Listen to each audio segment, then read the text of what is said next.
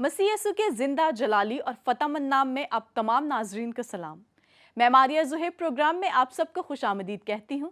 खुदावंद की बेहद शुक्रगुजारी करते हैं इस सीरीज़ के लिए जिसका आज से हमने आगाज़ किया है।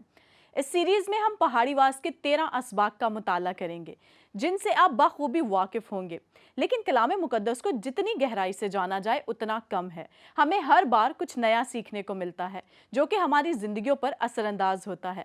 आज का ये प्रोग्राम इस सीरीज़ का पहला सबक है। इस सीरीज़ को हम एक कोर्स की सूरत में मुकम्मल करेंगे। इस प्रोग्राम में आपकी शमूलियत हमारे लिए काबिल सिताइश है। हम चाहते हैं कि आप इस प्रोग्राम का हिस्सा बने ताकि आप इन असबाक को सीख कर कलाम खुदा को बेहतर तौर पर जानें। इस प्रोग्राम से मुतल्लिक आप अपने दोस्तों को भी मुस्तफ़ीद होने की दावत दें ताकि वो भी कलाम खुदा को बेहतर तौर पर जानें। इस प्रोग्राम के इख्तिताम में हम आपको एक सर्टिफिकेट देंगे जो कि हमारे इदारे यूएसए से भेजा जाएगा। तो आगाज़ करते हैं आज के सबक का, जो कि मत्ती बामुताबिक 5 ता 7 अबवाब पर मबनी है। अपने उस्ताद को वेलकम करते हैं और मिलकर सीखते हैं आज के सबक को। खुदावंद यीशु मसीह के मुबारक और जलाली नाम में आप सबको सलाम। मैं हूं आपका खादिम आसिफ नसीम। ये प्रोग्राम अपनी नोयत का एक मुख्तलिफ प्रोग्राम है इस एतबार से क्योंकि ये कोर्स की सूरत में है, और मैं उन तमाम बहन भाइयों को मुबारकबाद देना चाहता हूं जिन्होंने इस प्रोग्राम के लिए, इस कोर्स के लिए अपने आप को रजिस्टर करवाया है। ये प्रोग्राम बहुत से बहन भाइयों की दरख्वास्त पर और दुआओं पर और बहुत सोचो विचार के बाद तैयार किया गया है। लिहाजा हम खुदावंद का शुक्र अदा करते हैं कि हम इस प्रोग्राम को तैयार करने में और आप तक पहुंचाने में कामयाब हुए हैं। हम इस सारा जलाल खुदावंद यीशु मसीह के नाम को देते हैं। और ये प्रोग्राम जो है ये बिलखसूस ये मसीह की तालीमात पर इन्हिसार करता है, यानी कि मसीह की तालीमात के गिर्द ही होगा। और अगरचे मसीह की तालीमात का अहाता बहुत बड़ा है, लेकिन हम सिर्फ़ और सिर्फ मसीह का जो पहाड़ी वाज है हम उस पर बातचीत करेंगे। और आप जानते होंगे कि बाइबल मुक़द्दस में 2 बड़ी तालीमात हैं जो बहुत ही मशहूर हैं और बहुत ज़्यादा अहमियत की हामिल हैं, जिनमें पुराने अहदनामे में हमें 10 अहकाम मिलते हैं और नए अहदनामे में मसीह का पहाड़ी वाज़ है। तो पहाड़ी वाज़ के मुतल्लिक हम इस प्रोग्राम में बातचीत करेंगे, सीखने की कोशिश करेंगे। लेकिन आज का जो प्रोग्राम है, चूँकि पहला प्रोग्राम है, तो पहले प्रोग्राम में हम मसीह की तालीमात को जब हम पहाड़ी वाज़ पर गौर करेंगे तो इस पर हम उसके साको सबाक के मुतालिक देखेंगे, क्योंकि बाइबल मुक़द्दस की किसी भी आयत, किसी भी पैराग्राफ को समझने का एक बुनियादी असूल ये है कि उसके साको सबाक को देखा जाए, उसको समझा जाए, तब ही हम उस आयत का मुतल्लिका पैराग्राफ का बखूबी हम उसको मुताला कर सकते हैं, या हम उसके मायने और उसकी तफसीर कर सकते हैं, या हम उसे बखूबी समझ सकते हैं। इसलिए जब हम पहाड़ी वाज़ के मुतल्लिक गौर करते हैं और उसके साको सबाक के मुतल्लिक गौर करते हैं, तो हमें ये भी जानने की ज़रूरत है साको सबाक से मुराद क्या है। साको सबाक से मुराद कि जो बात हम गौर कर रहे हैं, जिस बात पर हम गौर कर रहे हैं, जिस आयत पर हम गौर कर रहे हैं, जिस पैराग्राफ पर हम गौर कर रहे हैं, या जिस चैप्टर पर हम गौर कर रहे हैं, उससे पीछे क्या बात है, उसके पिछले बाब में क्या बात की गई है, या उसके बाद जो चैप्टर है, जो आयात है, उसमें क्या बातचीत की गई है। साको सबाक पहले और बाद का जो भी टेक्स्ट है उस पर गौर करना बहुत ज़रूरी है, और इसी को हम साको सबाक कहते हैं। तो लिहाजा जब हम आज बात करेंगे कि मसीह की जो तालीमात हैं उसमें जो साको सबाक है, उसमें हम चूँकि मसीह की तालीमात पहाड़ी वाज़ जो है, इसमें मरकस की इंजील, मत्ती रसूल की मार्फत लिखी गई इंजील, उसका 5वां, 6वां और 7वां बाब, और यूहन्ना की इंजील में भी चंद एक बातें मसीह के पहाड़ी वाज़ से हमें मुतल्लिक मिलती हैं। तो जब हम बात करते हैं यूहन्ना की इंजील की, तो यूहन्ना की इंजील 6ठे बाब में हमें पता चलता है कि मसीह खुदावंद के चौगिर्द एक बड़ी भीड़ है, और मसीह खुदावंद के शागिर्द हैं, और मसीह खुदावंद को तालीम दे रहे हैं। इसी तरह जब हम मरकस की इंजील का मुतालिया करते हैं, तो मरकस की मार्फत लिखी गई इंजील में भी हमें मालूम होता है कि मसीह खुदावंद उस वक्त जब उनकी खिदमत नुक्ता अरूज पर थी, एक बड़ी भीड़ उनके पीछे थी, तो उस वक्त यरूशलेम से, यहूदिया से, अदूमिया से और यरदन के पार सूर और सीदा से बहुत से लोग मसीह के पीछे चले आए, और मसीह खुदावंद ने अपने शागिर्दों को हुक्म दिया कि मेरे लिए कोई छोटी कश्ती का अरेंज करके रखें, बंदोबस्त करके रखें ताकि ऐसा ना हो ये भीड़ रश के सबब से मुझे दबा दे। और जब हम मत्ती रसूल की मार्फत इंजील पर गौर करते हैं और 5वें बाब के आगाज़ और उसके बाद 7वें बाब पर, तो हमें पता चलता है कि मसीह खुदावंद एक बड़ी भीड़ के चौगिर्द है और मसीह खुदावंद अपने शागिर्दों को लेकर कुछ वक्त के लिए अलग होते हैं। मरकज़ की इंजील में जब हम बात करते हैं तो मरकज़ की इंजील में तो बिलखुसूस 12 शागिर्दों के नाम दर्ज हैं। बताया गया है कि मसीह खुदावंद इन शागिर्दों को लेकर अपने साथ पहाड़ पर चले गए। और मत्ती की इंजील में, मत्ती की मार्फत लिखी गई इंजील के अंदर हम देखते हैं कि मसीह खुदावंद जो है अपने शागिर्दों को उस भीड़ से लेकर अलग हो जाते हैं और अपने शागिर्दों के साथ कुछ वक्त वो वहाँ बिताते हैं और उसके बाद फिर वो इस तालीम का आगाज़ करते हैं। तो ये जो वक्त था मसीह खुदावंद का जो अपने शागिर्दों के साथ था, जिसमें वो अपने शागिर्दों को लेकर कुछ वक्त के लिए अलग हो गए, मैं इसे पहला मसीही एतकाफ़ का नाम दूंगा। एतकाफ़ से मुराद जिसमें मैं और आप या हम कुछ वक्त ज्ञान ध्यान करें, कुछ वक्त खुदा के कलाम पर गौर करें, खुदा की हस्ती, उसके ज़ात, उसके कामों पर हम गौर करें और यूं हम कुछ वक्त खुदा की हजूरी में बैठकर अलग तन्हाई में गुजारें, दुनिया की मसरूफियात से अलग होकर कुछ वक्त हम खुदा की हजूरी में बिताएं या गुजारें। ये एतकाफ़ है। तो मसीह खुदावंद भी जब वो अपने शागिर्दों को लेकर कुछ वक्त के लिए अलग हुए, तो इससे मुराद ये था कि मसीह खुदावंद जो मिशन लेकर आए थे, जो काम लेकर आए थे और वो जो भीड़ उनके सामने थी, जिनको बहुत सारे मसाइल दरपेश थे, उन तमाम मसाइल का हल तलाश करने के लिए और उनके सवालों का जवाब बनने के लिए वो उन्हें तैयार कर रहे थे, ताकि कुछ वक्त जो है वो अपने शागिर्दों के साथ बिताएं और उन्हें तैयार करें कि किस तरह इस भीड़ को जो उनके सामने है, उनको उनके मसाइल से निकाला जा सके और उनके सवालों का जवाब दिया जा सके। उनकी मुख्तलिफ़ परेशानियाँ, बीमारियाँ, तकलीफ़ें, खा वो रूहानी हो, दुनियावी हो, माशरती हो, उन तमाम हालात में से उनके लिए कोई तसल्ली, इत्मीनान, खुशी का सबब बना जा सके। लिहाजा मसीह खुदावंद अपने शागिर्दों को इस बात के लिए तैयार कर रहे हैं और वो उन्हें नुमाइंदा बनाना चाहते हैं, अपना नुमाइंदा बनाना चाहते हैं, उन्हें तैयार कर रहे हैं कि कैसे वो उनके बाद भी इस काम को जारी व सारी रख सकते हैं।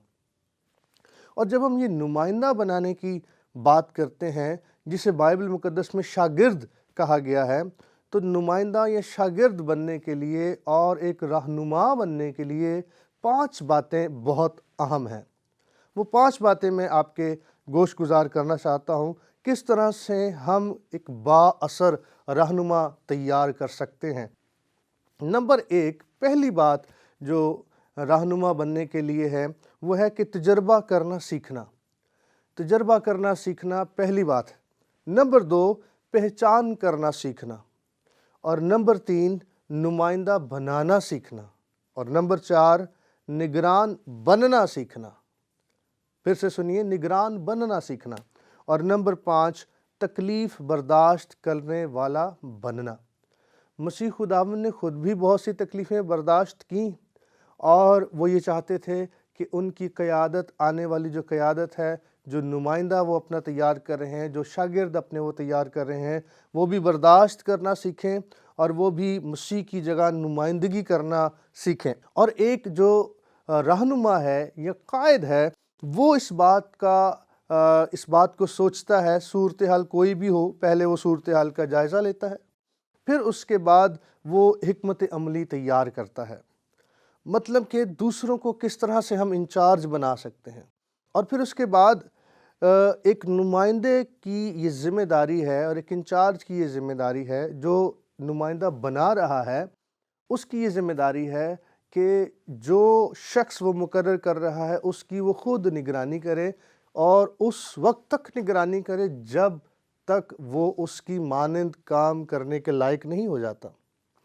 इसलिए मसीह खुदावंद भी अपने शागिर्दों को लेकर अलग हो जाते हैं और उन्हें इस सारे काम के लिए वो तैयार करते हैं और तकरीबन कोई 3 साढ़े 3 बरस तक वो उनकी क़यादत करते हैं, उन्हें सिखाते हैं, उन्हें تعلیم دیتے ہیں، انہیں تیار کرتے ہیں، اپنی رفاقت شراکت میں انہیں رکھتے ہیں اور اپنی صحبت میں رکھ کر انہیں وہ تیار کرتے ہیں، اور مختلف واقعات بائبل مقدس میں اناجیل میں ہمیں ملتی ہیں، کہاں کہاں مسیح خداوند جو ہیں وہ اپنے شاگردوں کو مواقع فراہم کرتے ہیں کہ وہ جائیں اور وہ جا کر بھیڑ میں، لوگوں میں، مختلف اسرائیل کے دیہاتوں میں جا کر منادی کریں اور قیدی روحوں کو آزاد کریں، بدروحوں سے نکالیں اور ان کی ضروریات کو وہ پورا کریں۔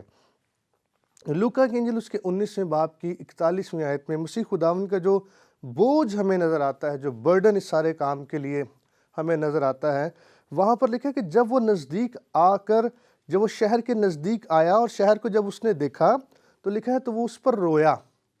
اور یونانی زبان میں اس سے مراد، رونے سے جو مراد ہے وہ اس قسم کا رونا ہے کہ ہچکیوں کے ساتھ رویا۔ مسیح خداوند ہچکیوں کے ساتھ روئے اور ان پر کپ کپی طاری ہو گئی۔ تو گویا مسیح خداوند جو ہے وہ اس بھیڑ سے، اپنے لوگوں سے اور اس شہر سے، یروشلم سے اس قدر محبت رکھتے تھے کہ جب وہ اس شہر میں داخل ہوئے تو ان کی حالت پر وہ روئے، اور اس قدر روئے کہ آنسوؤں کے ساتھ روئے، اور ان کے اوپر کپ کپی طاری ہو گئی۔ ہچکیوں کے ساتھ مسیح خداوند روتے ہوئے وہاں دکھائی دیتے ہیں۔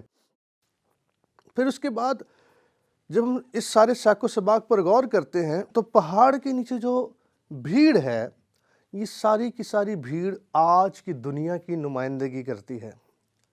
یعنی کہ جو مسائل اس وقت کے لوگوں کے تھے وہی آج کی دنیا کے بھی ہیں۔ ہم دیکھتے ہیں کہ ایک بڑی بھیڑ ہے جو مسیح سے ملنے کی مشتاق ہے، مسیح کو چھونے کے لیے، مسیح کو اپنے مسائل بتانے کے لیے ترس رہی ہے، اور ہر شخص یہ چاہتا ہے کہ وہ قریب جائے، وہ جا کر مسیح سے ملاقات کرے، اور مختلف بیماریوں، پریشانیوں میں گھری ہوئی ایک بڑی بھیڑ جو ہے، جوک تر جوک لوگ مسیح سے ملنے کے لیے آ رہے ہیں۔ اگرچہ یہ بھیڑ ملی جلی تھی، کچھ تو تماشائی جو دیکھنا چاہتے تھے کہ کیسے عجیب کام ہو رہے ہیں، اور کچھ جو صرف اپنا پیٹ بھرنے کے لیے، کیونکہ مسیح خداوند جو ہیں وہ لوگوں کو بھوکا بھی نہیں رخصت کرتے تھے اور انہیں کھلا کر وہ رخصت کرتے تھے، تو اس اعتبار سے بھی۔ لیکن بہرحال جو بھیڑ ان کے سامنے تھی وہ مختلف مسائل سے دوچار تھی، اور بالکل اسی طرح وہی بھیڑ آج کی دنیا کی نمائندگی کرتی ہے۔ آج بھی جب ہم دنیا پر غور کرتے ہیں تو دنیا مختلف مسائل سے دوچار ہیں۔ لوگ جو ہیں وہ مختلف مسائل، مختلف پریشانیوں، بیماریوں، تاریکی کی قوتوں سے، ابلیس کے ہاتھوں سے ظلم اٹھا رہے ہیں، اور مسیح خداوند کا اس وقت بھی یہ بوجھ تھا کہ اس کے لوگ، اس کے شاگرد، اس کے خادم لوگوں کو، قیدی روحوں کو آزاد کروائیں، کیونکہ وہ خود اس کام کے لیے آیا تھا۔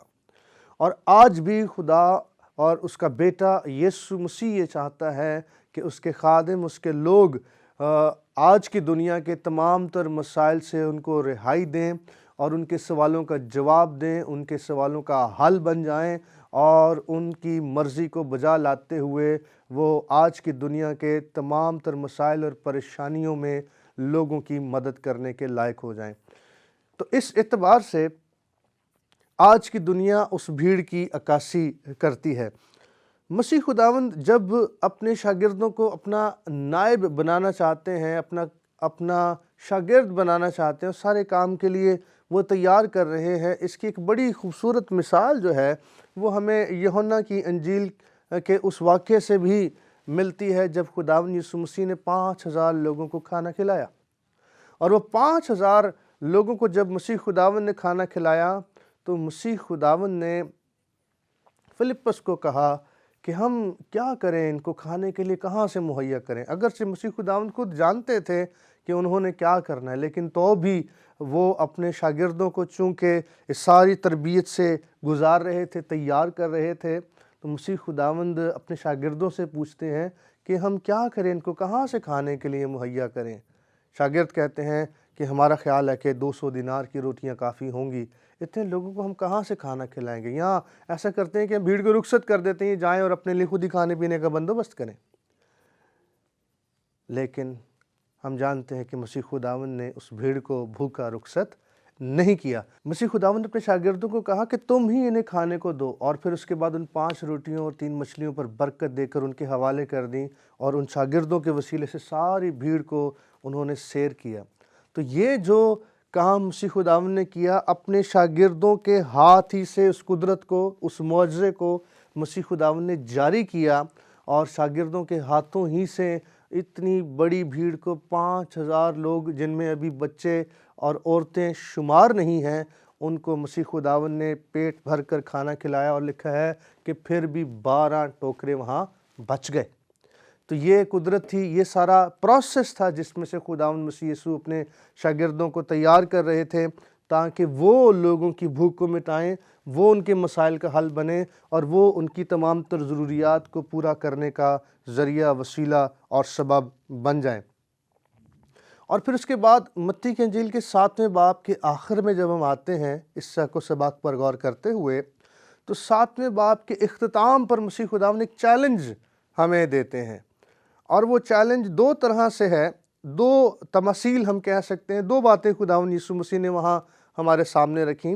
ایک تو تھی تنگ دروازے والی تمثیل، تنگ دروازے کا ذکر کر کے، اور پھر ایک کشادہ دروازے کا ذکر کر کے، تو مسیح خداوند نے یہ سکھانے کی کوشش کی کہ جو تنگ دروازے سے داخل ہوگا وہ آسمان کی بادشاہت میں جائے گا، وہی زندگی کا راستہ ہے، اور ایک کشادہ دروازہ ہے جو ہلاکت تک پہنچتا ہے۔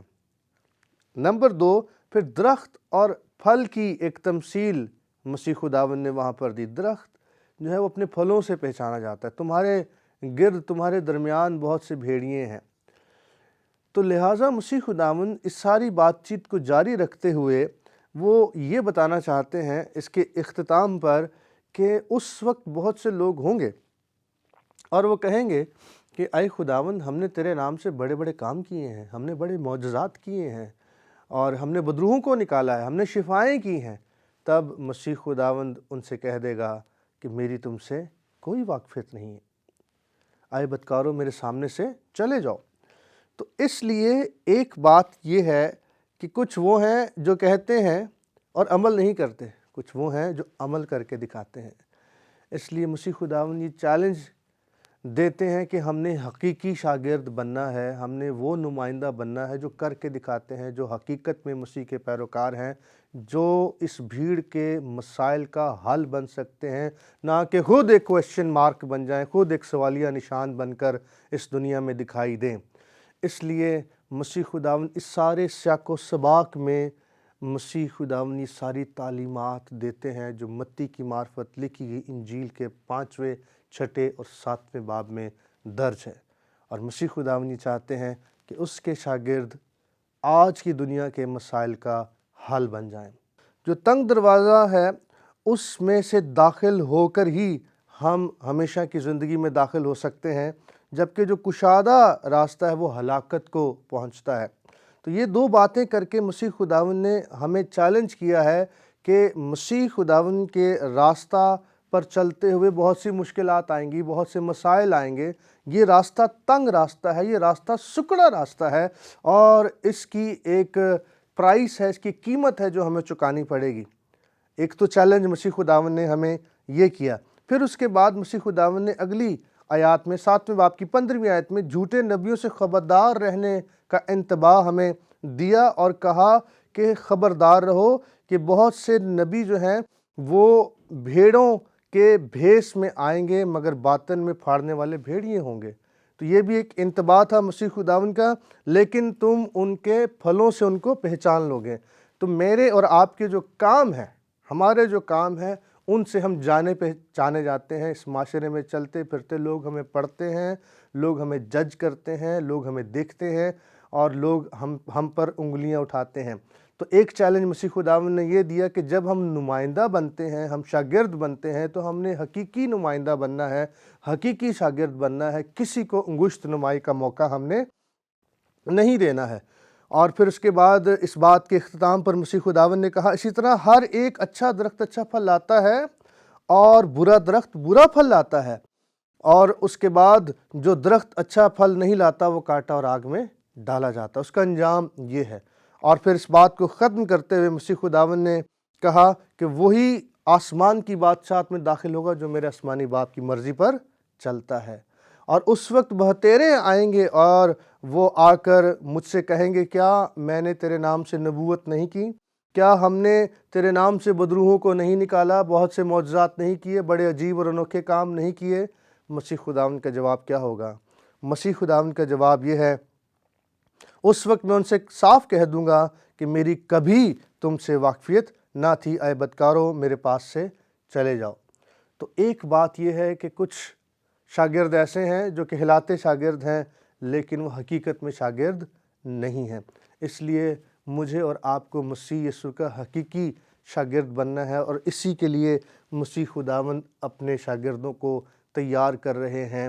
ہم صرف کہنے والے نہ ہوں بلکہ ہم کر کے دکھانے والے ہوں، تاکہ ہم اس کے حقیقی نمائندے ٹھہریں، حقیقی شاگرد ٹھہریں، اور یوں ہم آج کی دنیا کے مسائل کا حل دینے کے لائق ہو جائیں۔ آج کی دنیا کے جو مسائل پریشانیاں ہیں ہم ان کے سوالوں کا جواب بن جائیں، تاکہ ہم خدا کے جلال کا اور اس کی مرضی کے مطابق زندگی بسر کرنے کا وسیلہ ٹھہریں۔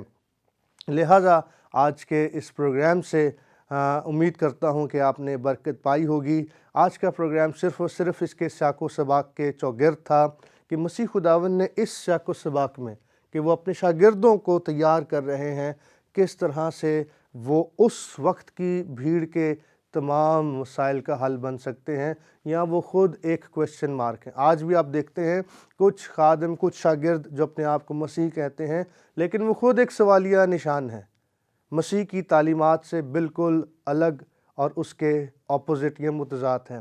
اس لیے خداوند یسوع مسیح چاہتے ہیں کہ اس سے پیشتر کہ ہم اس تعلیم کو پائیں، ہم اس کے لیے اپنے آپ کو تیار کریں۔ امید ہے کہ آج کے پروگرام سے آپ کو برکت ملی ہوگی، اور یہ سلسلہ یوں ہی تعلیمات کا جاری رہے گا، اور ہم آیت پہ آیت ہم اس کلام پر غور کرتے جائیں گے، اور ہم یوں خدا کے کلام سے برکت پائیں گے۔ اس وقت میں آپ سے اجازت چاہتا ہوں، آپ کا خادم آصف نسیم، خداوند نے چاہا تو پھر آپ کی خدمت میں حاضر ہوں گا۔ خدا حافظ۔ بہت شکریہ سر آپ کا۔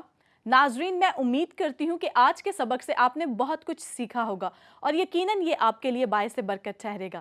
جیسا کہ آغاز میں نے یہ بتایا تھا کہ اس سیریز کو ہم ایک کورس کی صورت میں مکمل کریں گے، جس کے لیے بہت ضروری ہے کہ آپ اس پروگرام کو غور سے دیکھیں، اور اگر ممکن ہو سکے تو اپنے ساتھ نوٹ پیڈ اور قلم لے کر بیٹھیں، تاکہ جو سوالات ہم آپ سے کریں ان کے آپ صحیح جوابات ہم تک پہنچائیں۔ صحیح جواب دینے کی صورت میں سرٹیفکیٹ حاصل کریں، اور سرٹیفکیٹ حاصل کرنے کے لیے بہت ضروری ہے کہ آپ اپنا نام، اپنا پتہ اور اپنا ای میل ایڈریس ہماری دی گئی انفارمیشن پر ہمیں ارسال کریں۔ ہمیں اجازت دیجیے، پھر آپ سے ملاقات ہوگی، تب تک کے لیے خدا حافظ۔